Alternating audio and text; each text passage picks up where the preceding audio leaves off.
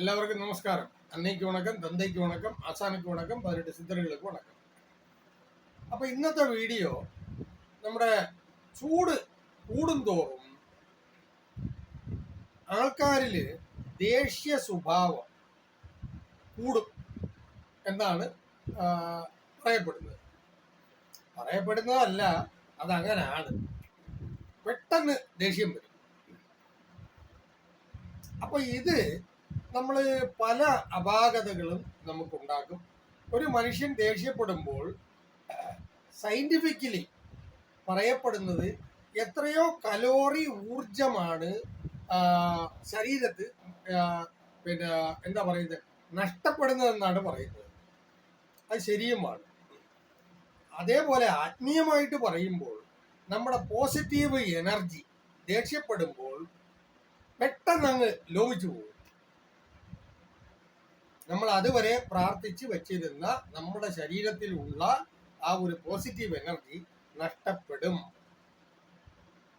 എന്നാ ഈ പറയുന്ന പോലെ ചില ഇതൊക്കെ കാണുമ്പോൾ ദേഷ്യപ്പെടാതെ ഇരിക്കാനൊന്നും നമുക്ക് പറ്റിയെന്ന് വരത്തില്ല.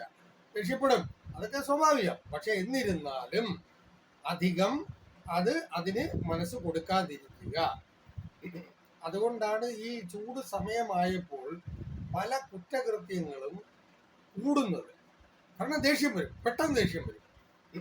നമ്മുടെ നാട്ടിൽ ഇപ്പൊ കേരളത്തിൽ തന്നെ വളരെയധികം കുത്തും വെട്ടും എല്ലാം നടക്കുന്നില്ലേ. അപ്പൊ ഇതൊക്കെ ദേഷ്യം കൂടുതൽ വരുന്നത് കൊണ്ടാണല്ലോ. അതിന് ഒരു സിമ്പിളായിട്ട് ചെയ്യാൻ പറ്റുന്ന ഒരു സംഗതി ഞാൻ ഇപ്പൊ പറഞ്ഞുതരാം. ഇതൊക്കെ എന്ന് പറഞ്ഞു കഴിഞ്ഞാൽ ഒരുപാട് ആളുകള് ഇതൊന്നും അറിയാതെ നമ്മുടെ പാരമ്പര്യം എന്താണെന്ന് പോലും മനസ്സിലാക്കാതെ ആണ് ഓരോ കാര്യങ്ങളിൽ നമുക്ക് ബന്ധം പോലും ഇല്ലാത്ത കാര്യങ്ങളെ കുറിച്ച് വാഗ്വാദം നടത്തിക്കൊണ്ടിരിക്കുന്നത്. ഈ വാഗ്വാദം നടത്തുന്ന വിഷയങ്ങളിൽ ഉൾപ്പെടുന്ന വ്യക്തികൾ അവര് സുഭിക്ഷമായിട്ട് അവർ ജീവിക്കുന്നുണ്ട്. അത് രാഷ്ട്രീയത്തിലായാലും ശരി തന്നെ, ഈ പറഞ്ഞ മറ്റുള്ള വിശേഷങ്ങളിലായാലും ശരി തന്നെ. നമ്മളിവിടെ പറയുന്നതുകൊണ്ട് അവർക്ക് വല്ലതും സംഭവിക്കുന്നുണ്ടോ? ഒന്നും സംഭവിക്കുന്നില്ല. അവരവരുടെ പാട് നോക്കി അവര് പോകുന്നുണ്ട്. ഓക്കെ. അപ്പോ നമ്മൾ ഈ ആവശ്യമില്ലാത്ത കാര്യങ്ങളുടെ പുറകെ കടന്നു വെച്ച് പിടിക്കേണ്ട വല്ല കാര്യമുണ്ടോ? ആദ്യം നമ്മുടെ ശരീരം, നമ്മുടെ ജീവിതം നേരെയാക്കുക. അതിനുശേഷം വേണം നമുക്ക് പുറത്തുള്ള കാര്യങ്ങളിലേക്ക് നമ്മൾ ഇറങ്ങാനായിട്ട്. നമ്മളുണ്ടെങ്കിലല്ലേ അത് നടക്കൂ. അപ്പൊ നമ്മൾ വേണ്ടേ? അപ്പൊ നമ്മളെ ആദ്യം തയ്യാർ നിലയിലേക്ക് കൊണ്ടുവരണം. അതാണ് ഞാൻ പറഞ്ഞു വരുന്നത്. അപ്പോ ഓക്കെ. അപ്പൊ അതിന് ഒരു സിമ്പിൾ ഒരു മുദ്രയാണ് ഞാൻ പറയാൻ പോകുന്നത്. എല്ലാരും വിചാരിക്കുമോ എന്തോന്ന് മുദ്ര, ഇത് മുദ്രയ്ക്ക് ഇത്രയും പറ്റുകൊണ്ടൊന്നും ഇരിക്കാനൊന്നും നോക്കത്തില്ല.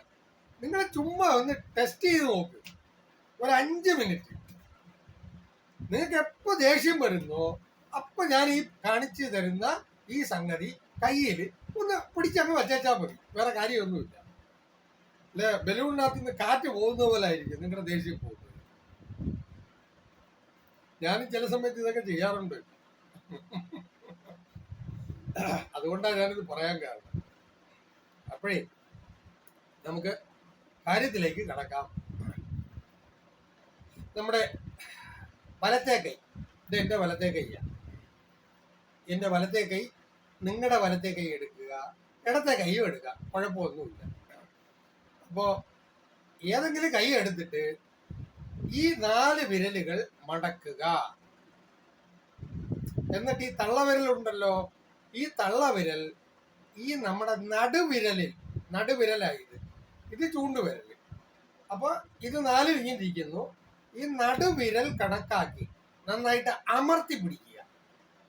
നടുവിരലിന്റെ ആ മധ്യഭാഗത്തുള്ള രേഖയുടെ മുകൾ വശം, എന്റെ വിരല് കണ്ടല്ലോ, ഈ ഭാഗത്ത് നന്നായിട്ട് അമർത്തി പിടിക്കുക. അതായത് ഒരാൾക്ക് നമ്മളൊരു ഇടി കൊടുക്കുമ്പോൾ എങ്ങനെയാ പിടിക്കുന്നത് അതേപോലെ. പക്ഷെ അത് നമ്മൾ ഇടി കൊടുക്കുമ്പോൾ ഇങ്ങനായിരിക്കും ചിലപ്പോൾ വെക്കുന്നത്, അല്ലെങ്കിൽ ചിലപ്പോൾ ഇങ്ങനായിരിക്കും വെക്കുന്നത്. ഇത് ഞാൻ പറഞ്ഞത് ഇങ്ങനെ 4 വിരല് മടക്കിയിട്ട് ഈ തള്ളവിരലിന്റെ അറ്റം ഈ നടുവിരലിന്റെ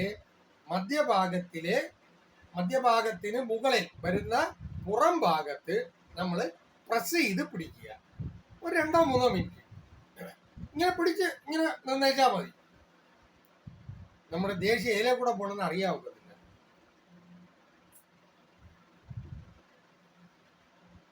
ഇത്രയേ ഉള്ളൂ സംഗതി. അപ്പോൾ കണ്ണ് ചെറുതായിട്ട് പ്രോബ്ലം വരുന്നുണ്ട്. അപ്പോൾ അതുകൊണ്ട് നമുക്ക് വീണ്ടും നാളെ കാണാം. എല്ലാവർക്കും ഷെയർ ചെയ്ത് കൊടുക്കുക, ലൈക്ക് ചെയ്യുക. എന്തെങ്കിലും സംശയമുണ്ടെങ്കിൽ കമൻറ്റിൽ രേഖപ്പെടുത്തുക. പിന്നെ എനിക്ക് പേഴ്സണലായിട്ട് മെസ്സേജ് ചെയ്യണമെങ്കിൽ ചെയ്യാം, നോ പ്രോബ്ലം. ഓക്കെ. അതോടൊപ്പം തന്നെ മറ്റൊരു കാര്യം കൂടി പറയാനുണ്ട്. നമ്മുടെ ഷുഗർ, ഇപ്പൊ ഷുഗർ പിന്നെ അടിച്ച് പൊളിച്ച് കയറി പോകുന്ന ഒരു പരിപാടിയാണല്ലോ. നിങ്ങൾ മരുന്ന് കഴിക്കണ്ട, അതുപോലെ തന്നെ നിങ്ങൾ ഫുഡും കൺട്രോൾ ചെയ്യണ്ട, ഒന്നും ചെയ്യണ്ട.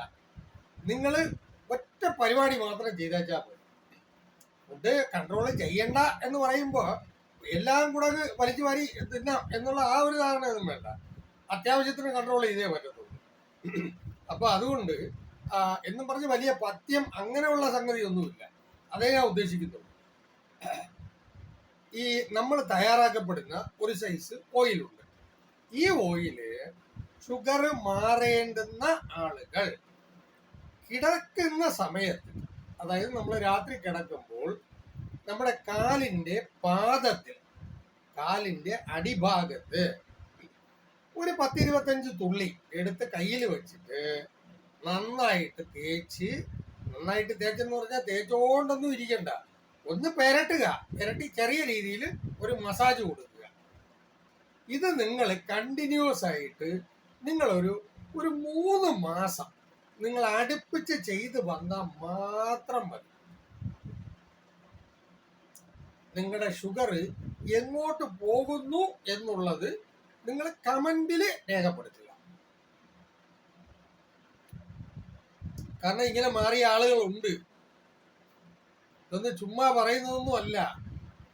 ആ സാധനം വേറെ ഒന്നുമല്ല, നമ്മൾ തയ്യാറാക്കപ്പെടുന്ന സാധനമാണ്. ഒരുപാട് പേര് അതിശയിക്കുന്നുണ്ട്, ഇതെങ്ങനെ സാധിക്കുന്നു.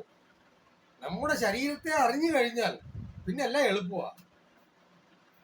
പഞ്ചഭൂതമാണ്.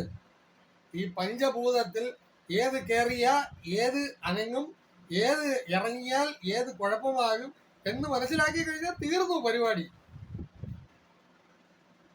അപ്പൊ അതുകൊണ്ട് ആ ഓയില് ഞാൻ കാണിച്ചു തരാം. ഇതാണ് ആ ഓയിൽ. ഈ ഓയിലാണ് നമ്മൾ കിടക്കുന്നതിന് മുന്നേ, ബെഡിൽ കിടക്കുന്നതിന് മുന്നേ ലേശം ഒരു 10-25 തുള്ളി കയ്യിലെടുക്കുക. 2 കാലിന്റെ പാദങ്ങളിലും തേച്ച് ചെറിയ രീതിയിൽ ഒരു മസാജ് ചെയ്ത് കൊടുക്കുക. എന്നിട്ട് കിടന്നുറങ്ങിയേക്കുക. അപ്പോൾ കിടക്കുമ്പോൾ ഈ കാല് ഒരു പില്ലോ വെച്ചിട്ട് അതിന്റെ മുകളിൽ വയ്ക്കുകയാണെങ്കിൽ ഈ എണ്ണ പിന്നെ മറ്റുള്ള പിന്നെ ബെഡ്ഷീറ്റിലൊന്നും ആകാതെ നമുക്ക് കെയർ ചെയ്യാൻ പറ്റും. അതിനാണ് ഇത് പൊക്കി വയ്ക്കാൻ പറയുന്നത്.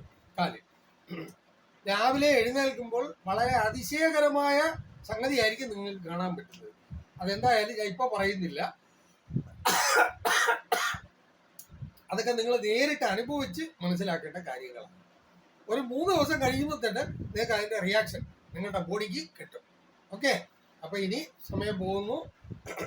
വീണ്ടും അടുത്ത ഒരു വീഡിയോയിൽ നമുക്ക് വീണ്ടും കാണാം. Thank you. Good night.